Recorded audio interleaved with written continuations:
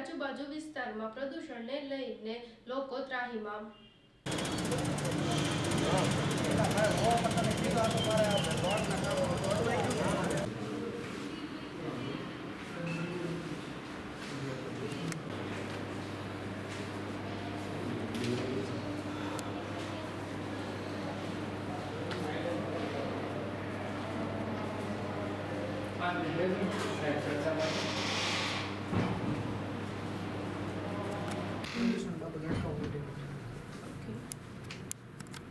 ખૂબ જ ત્રાસ વધી ગયો છે।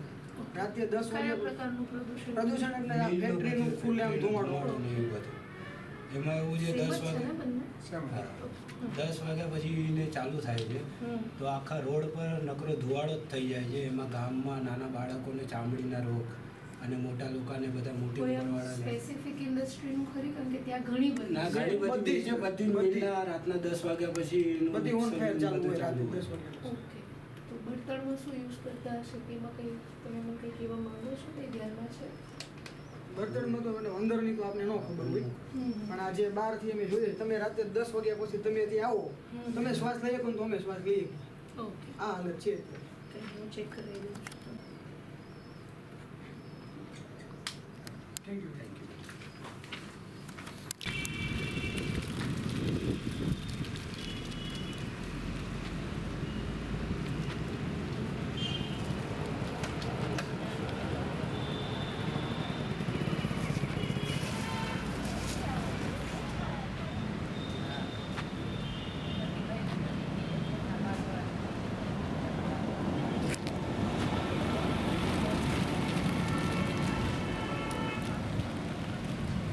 કોણ બોલો આપણા પરિચય સાથે? મારું નામ સોહલા રવિ સુખાભાઈ, રહેવાસી ગાંગળી।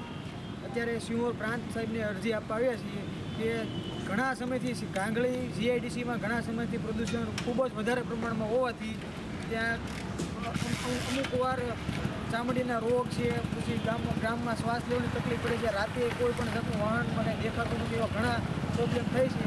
તે માટે અમે સિહોર મામલતદાર પ્રાંત સાહેબને અરજી આપવા આવ્યા છીએ।